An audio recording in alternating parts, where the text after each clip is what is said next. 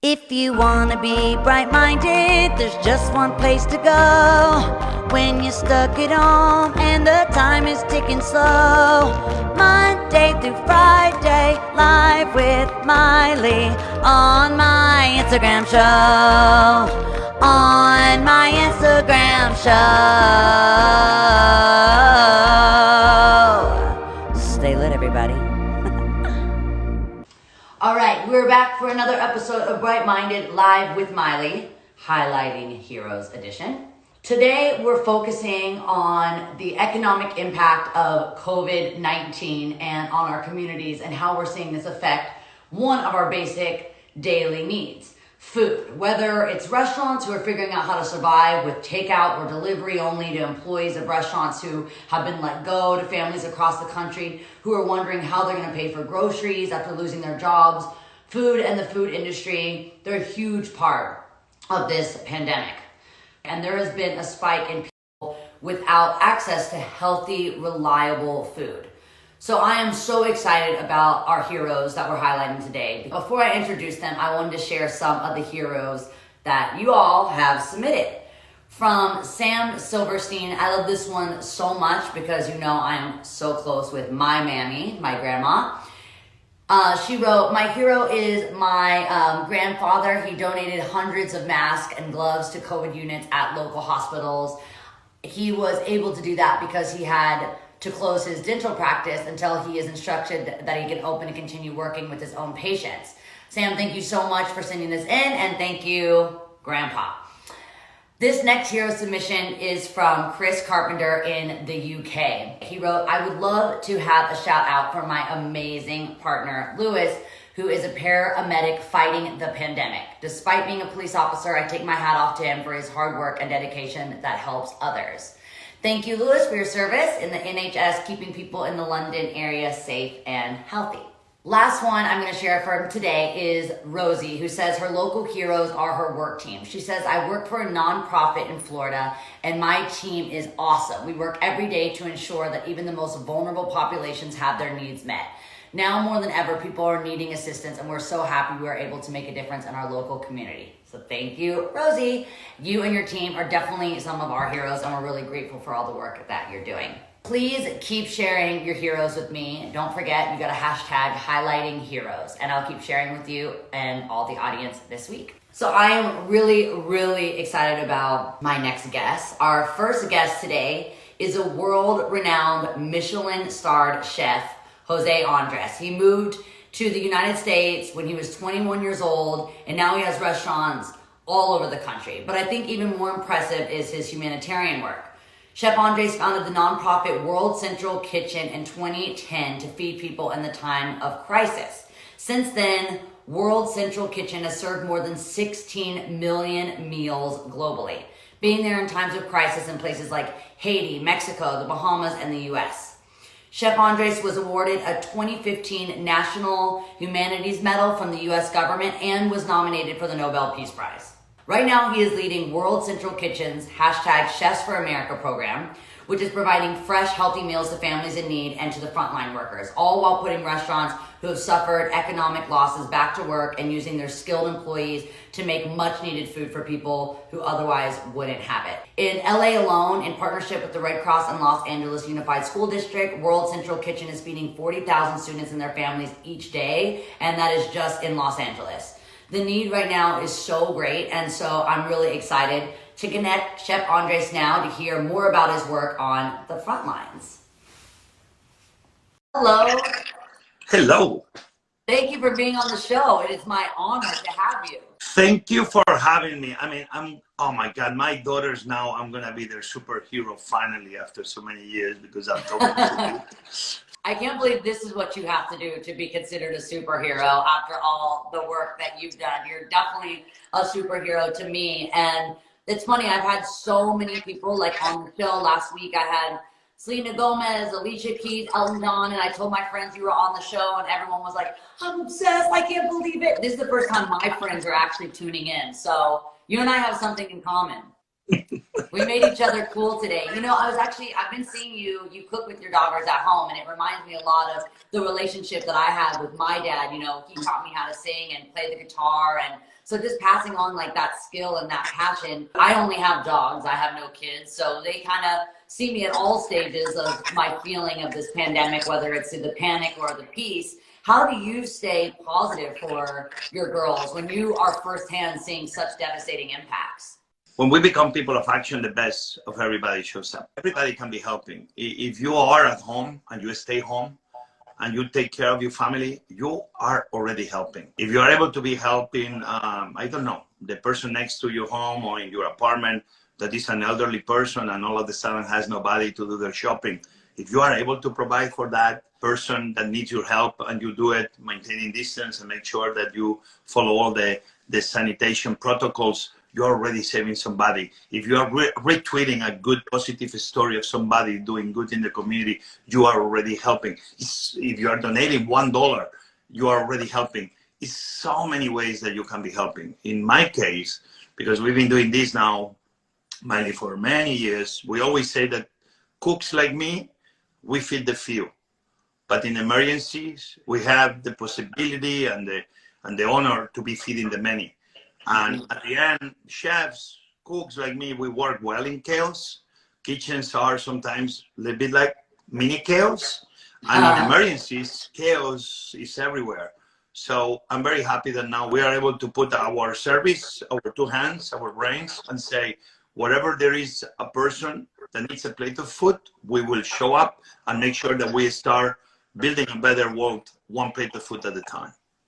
Absolutely. You know, I was thinking about like my relationship to kind of like food and cooking, and I always had this idea that I wasn't very good in the kitchen because I didn't grow up with that being a huge part of our life. Even though we're super country, it was always my grandparents would come over to cook for us. We had 5 brothers and sisters, so the kitchen was definitely chaotic in my house because there was all of us never wanted the same thing. You know, all of us, all the 5 kids always want something different. But I was thinking about cooking and what you just said and how almost the kitchen is mini chaos, and it can kind of be some sort of a mirror, a reflection of this large scale of chaos that we're going through right now. And something that I think is really, really important in cooking is timing and, you know, your efficiency with your timing. And from the beginning that we're being told, wear your mask. You know, in LA right now, it's mandatory, you wear the mask. It's about not doing it later, doing it now, doing everything on time. When we're being told it's important to social distance, do it now. Don't wait until someone that you love gets sick or loses their life. Like, you have to work. It's really about timing. And I think it's really important that we're on it now, but we were a little behind. We were a little late to action. You can't wait in a time of crisis. And I think, especially young people, I think to love each other right now is to stay away from each other. And, you know, now that the spring is coming, you have this urge of going out and blending with people and seeing your friends. My daughters have been home already for the last 4 weeks. And believe me, we are very lucky because we have good space in the house. And I feel sorry for many people that sometimes they live in 1-bedroom apartment. Many of the places we see in America with big problems is where you have many individuals sometimes living in one studio. So we need to be thankful for what we have. And if the thing we have to be doing is sacrificing ourselves by staying home and really following our health advisors and experts, and the best way we have to create a better world is by, you know, staying home and not going out and keeping away from each other. This way we're saving lives, because then the hospitals are not going to be overwhelmed. And all of a sudden our nurses, our doctors, they're going to be in better shape and not overwhelmed with the amount of people arriving sick. So everybody has the option to be part of the solution by thinking like all of a sudden planet Earth, we are all one people. You don't have to do a lot to be a superhero. If you stay home, in my eyes, you are a superhero. That's the way we can be changing the world, with very small gestures of little sacrifice and empathy.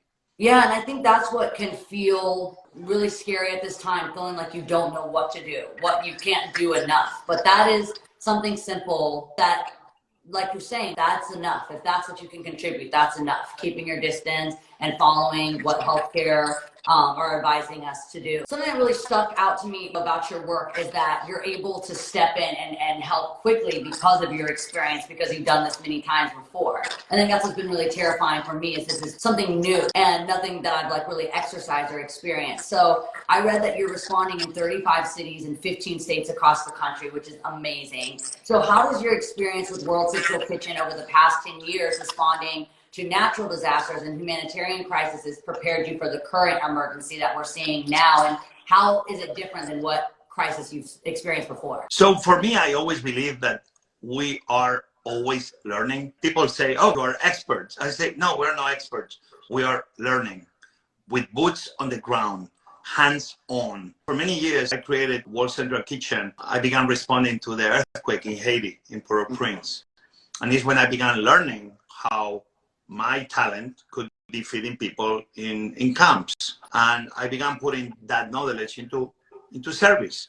Some people are undocumented and they're not receiving any aid from anybody. And those are the same people that are making our lives easier, sometimes working in the golf courses, in supermarkets, in our kitchens. The least we can do is be there for them. Before we know, we're going to be doing 250,000 meals a day. And what we do is, again, this. We find the local communities that need help. We find people that we can partner in those local communities, and we empower them to make it happen. That's what we do. One meal at a time, we began solving problems. Some of the biggest problems, Miley, in the world, they have very simple solutions. Boots on the ground, listening to the locals, what their needs are, and just partnering with them to cover those needs. One of my heroes, I met him over 27 years ago in Washington, D.C., Robert Egger, a food fighter. He created DC Central Kitchen. When everybody was talking early days on not wasting food, he's the one that was saying that actually what we need to do is not wasting people's life. So the food became the way to make sure no life will be ever wasted. He took people out of the street, trained them to be cooks. That's amazing. In the process, providing meals for the homeless population in DC. I joined him very early on. We opened hundreds of kitchens around the country following his ideas. Robert Egger told me that charity is about the redemption of the giver, when charity should be about the liberation of the receiver. Miley, this is very important. When we want to do good in the world, it's not good enough. We need to do a smart good. That's what World Central Kitchen tries to do. In Haiti, we needed to empower young women to learn cooking skills. So if tourism was going to be a way forward for Haiti, we could provide great young women trained and being able to fill the needs of the restaurant industry in Haiti. Today, 10 years later, we have this cooking school for young women in Port-au-Prince that we empower them to liberate themselves by learning a skill and by having jobs that are paid properly. In this process, we are moving the world to a better tomorrow. In emergencies, food and water are two of the most important necessities. They cannot wait next week.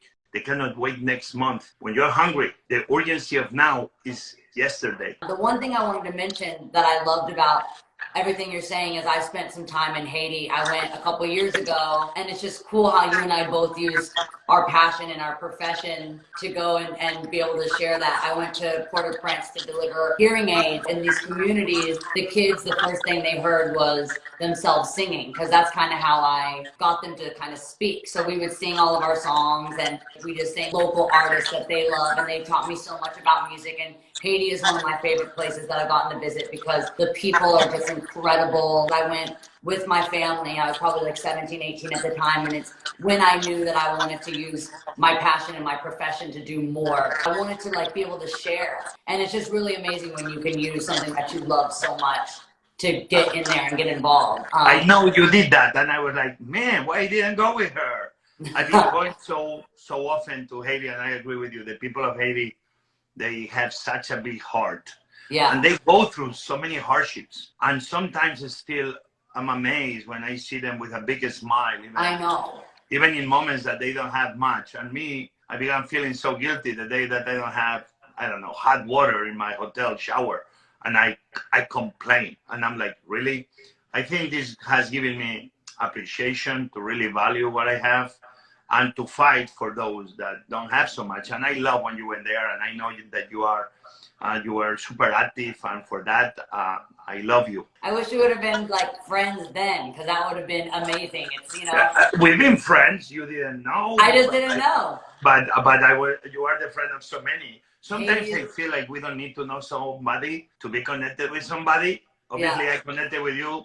You know, I love your music, but my daughters made me love your music even more. Like, hey, and for me it was like, Daddy, you don't know Miley Cyrus, when they were younger. So sure, I know Miley Cyrus, but you don't know her personally well, but one day. But it's funny that people like you, Miley, that's so important. You are very committed to your communities and to changing the world, is that at the end of the day, we are all in the same ship.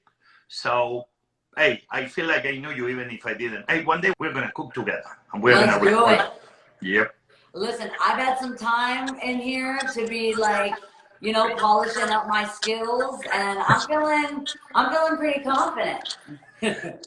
So we do cooking with my daughters every other night, and we choose a song, and then we put the song and we try to cook in real time. In the next week or two, we're gonna pick one of yours and we're gonna sing at your rhythm with your voice, your music, and we'll see what recipe we do. We never know. I always try to do things that anybody can find at home or in any supermarket. Nothing fancy, but done with heart and having fun and giving thanks that we can be feeding each other and being with each other.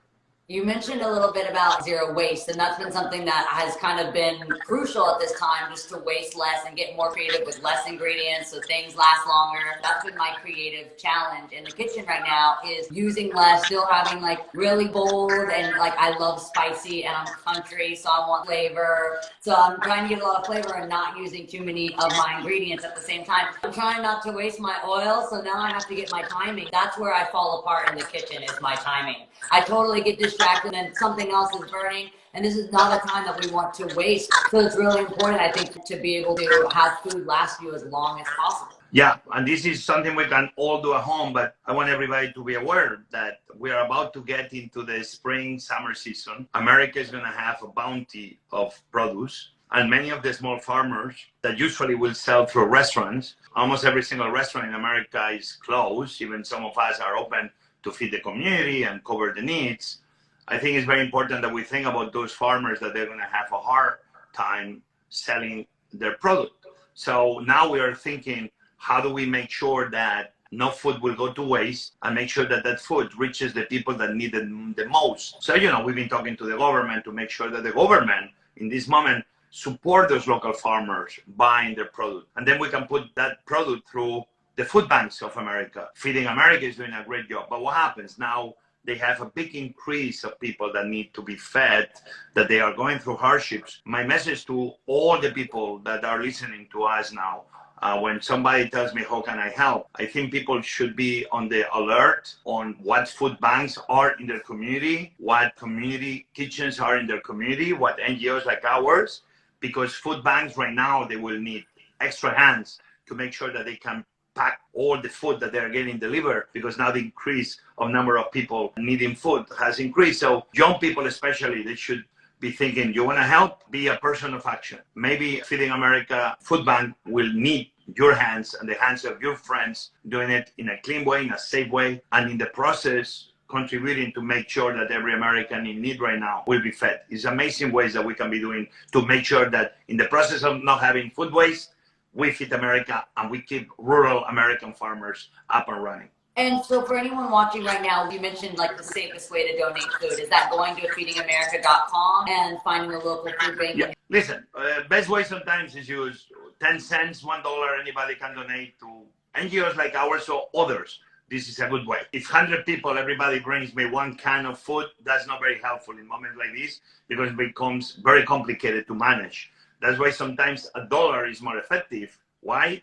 Because in this process, NGOs like ours, Feeding America network of food banks or local NGOs, and they can do a better use of that $1. I see people that they know is nearby, people living under a bridge and they're homeless, and nobody's taking care of them, because right now it's a lot of NGOs that they are shutting down because Corona. And you know the people are there, and you know nobody maybe is feeding them.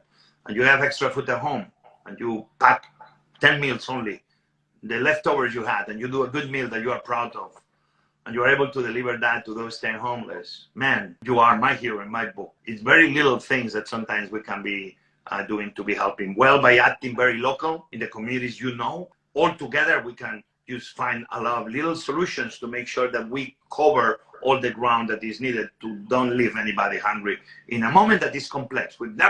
This looks like a movie, Miley. This is like a science fiction movie. And every one of us is part of this movie. We can all be on the good side. Usually movies have good people and bad people. We all have the possibility to be part of the same movie and be on the good side of the movie. And this is a moment in our lives that we will remember forever, and we can come out so much stronger out of this pandemic. I want to thank you so much for being on the show and for kind of going through these little ways, how little things equal big changes. Because I think that's what starts to feel very overwhelming. We see people like you, see World Kitchen, see Feeding America doing these big things. And the only way you can get these big changes made are by the general public making little efforts that we can contribute to everything that you're doing in such a large scale. Thank you for being on the show. I look forward to cooking with you sometime. Let's cook together. When you get bored, call me. We'll do it. I can't wait. Thank you so much. Oh my goodness. Okay, I look forward to when I can cook. That'll just be a serious mic drop. So now we have another guest who is working on the front lines of fighting hunger, a food fighter.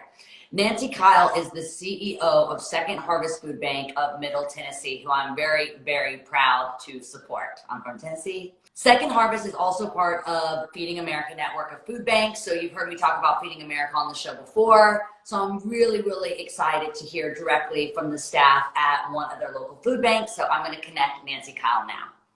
Hi. Hey, Miley. I'm so happy and honored to have you on Bright Minded. Thank you so much for being here. Well, thank you for having me, and hello from Nashville.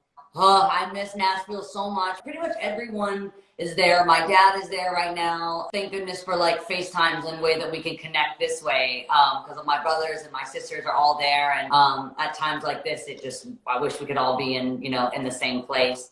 I want to talk about, obviously I love Nashville and it's such a special place in my heart, but you also serve 46 counties in Tennessee and have provided 31 million nutritious meals. And we know that people are really suffering financially and are worried about basic needs like food. What have you been seeing in the Nashville community, which is not only suffering from COVID-19, but we are still recovering from that tornado? And so many people in the area depend on live events like music. So how is COVID-19 affecting Nashville specifically, kind of uniquely from anywhere else? It's been a game changer with the tornadoes coming through on March 2nd and 3rd, hit a number of our counties, but I think the community really thought, we can get through this together, we can rebuild, and we can make sure people have food. And then this health crisis happened with COVID, and it's impacting every single zip code, every single community that we serve. And you talked about the entertainment, hospitality community. That's what we are. People come here to hear music and to be a part of this community. And people in a matter of a day lost jobs everywhere. The numbers have escalated so significantly. Just with our initial numbers, we've seen at least a 50% increase in people needing food. And it was already a high number with over 350,000 people who were food insecure just in our 46 counties. Wow. So, I call Nashville Nash Vegas because it's like, that's kind of what it is now. If you go downtown Nashville, it's even different from when I grew up. So many more people come to Nashville to visit. It's a city that's really is built on tourism and people experiencing. I love our community and I love taking people around Nashville. I'm always so proud to say that I grew up in Nashville, Tennessee, because when you grow up in a place that becomes like a dream destination, it feels so cool to be the local one that grew up going to some of these spots that now are known as iconic country music, like whether you go to Tootsie's or all these places I grew up with my dad. It just devastates me to know that there's such a loss to a place that some of my favorite places don't exist anymore after the tornadoes. Some places in East Nashville that I love, that have been my spots, I go with my sister, that I used to sneak out and go to, are no longer there. So what have you seen since the tornadoes, how many people were you serving that you noticed there was an increase with the tornadoes? And then from the tornadoes to COVID, what was the increase there? Initially with the tornado, it was pretty substantial, but it was something that we could manage because we knew the counties that it had impacted. And then with COVID, it just spread everywhere. And did you ever think that you would see Broadway totally closed up with nobody walking around downtown?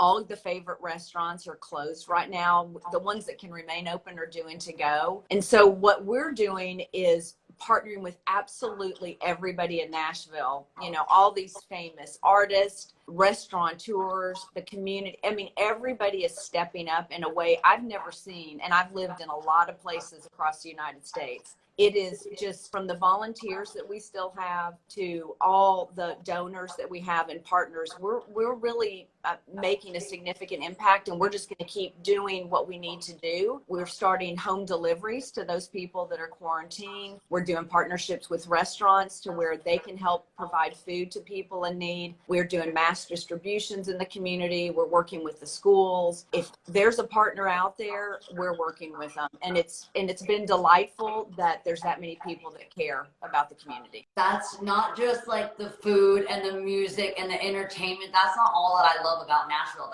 That's just one part of Nashville's like personality. I feel like Nashville is so strong. I have a teacher that says Nashville's strong because when we need to come together, Tennessee really, really does that. People really step up and really step in. And that's a part of my like Nashville pride also. It's just people really, when they are needed, do what's right and they really get active and help where they can. And so Nashville, we've gone through a lot, and I know that everyone will rally the way that they need to, even though this is a difficult time because we're doing so many things like virtually, like you were saying, with takeout or delivery. Part of like food in Nashville is the experience, is going to these iconic places and not having that, or having Broadway empty, or a lot of things that people are doing now, like music or DJ sets on Instagram. There's something about going to the places in Nashville. So seeing Broadway and, you know, completely empty, it's like a New Yorker, you know, seeing Times Square right now. Like, you just really can't believe it. I've never seen that since I've grown up, for Broadway to be completely empty. How are you staying positive? And like, obviously with you being a leader, there's a lot of pressure on you to keep your staff and everyone around you really positive as well. How do you manage that? Well, it starts with having a pretty amazing staff to start with. So I would say I've got best in class people that are working here. Because of our mission, everybody every day gets up. I don't care if they're working at home or if they're one of our drivers or in the warehouse. Everybody knows what our job is to get food on the table. We do not want children, we don't want families, and we certainly don't want our seniors to go without food. There is ample food out there, and it is our job is to get it and to make sure we get it to those individuals. And, you know, for me, what keeps me going every single day are just the generosity and the kindness of every person that I run into. I mean, just yesterday, I got a letter from a lady on March the 2nd. She lost her husband. She has about 5 medications. She says they all are around $500 each, but she made a donation of $100 in honor of her husband to Second Harvest because she wanted to help the community. She didn't have $100 extra to give to Second Harvest, but she did because she cared. And when I think the chef was just talking about the food bank world, for us, for every dollar that we raise, we can provide 4 meals. So that efficiency is so important.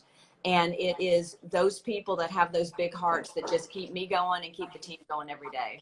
That's amazing, because when you're doing numbers like $1 for 4 meals and someone donates that $100, that's making a really big impact. And so I think it's really important for everyone watching right now to know that number one is staying home, staying safe, keeping everyone safe and healthy, especially like you said, our seniors and immune compromised. Like, if you can't donate $1, most importantly, keep everyone out of the hospitals and safe. But then as little as $1 can make such a big impact. And so just know that even that as a family, you guys all pitch in, you guys all reach in your pocket and find that penny, and you can make such a difference. What encouragement would you give to families, you know, who are worried about how they're going to put food on the table? I would like to ask that people know that we're here and that we are going to do everything in our power and with every resource that we have, from the mayor's office to the artist next door to the restaurant to everybody here in Nashville. We are going to get food on the tables for people in our community. We have got way too many people that are wanting to make this possible, and we're that resource to deliver that, and we're going to do it collectively. So I would tell them to rest assured, if they have a need, please call us at Second Harvest and let us know what their need is. That's amazing. I've been reading that donations have been down. Can you tell us a little bit about why that is, and then how we can, all of us can support your work from our homes right now? So I think when you hear about donations being down, a lot of that is from a food perspective. So we get a lot of food from grocery stores and manufacturers that are still trying to catch up from all of us consumers clearing their shelves off. So that has been down. Our financial donations have been up. And we are continuing to ask people for funds. Like just a day ago, we had our Big Joe pallet jack broke down and a box truck broke. And who would think they were that important? But they're critical in delivering food and getting out in the community. So we're asking additional funders to help with things like that and to give us additional money so we can buy more food to get it to our families. Absolutely. I want to thank you so much for your time and for your service. It's been just amazing to speak with you. For anyone watching that wants to get involved, what's the best way they do so? Is Second Harvest online, going.com? What's the best way to get involved? secondharvestmidtn.org will give you all the information. You can donate online, you can volunteer, you can do a food drive, you can just reach out to us and learn more about the work we do. Thank you so much for shedding light on such an important issue. Thank you so much. I miss Tennessee, and I just want to thank you for working so hard to serve my community. It just means a lot to me. That's the place that my heart just like lives there. No matter where I am in the world, traveling, on tour, no matter what, there's always a piece of me in Tennessee. So I want to thank you for taking care of my people. Thank you. Thank you. All right. Thank you guys again for tuning in to another episode of Bright Minded. Please remember to follow and support World Central Kitchen and Second Harvest Middle Tennessee and Feeding America. And keep sending in your hashtag highlighting heroes. I can't wait to share more with y'all tomorrow. See ya.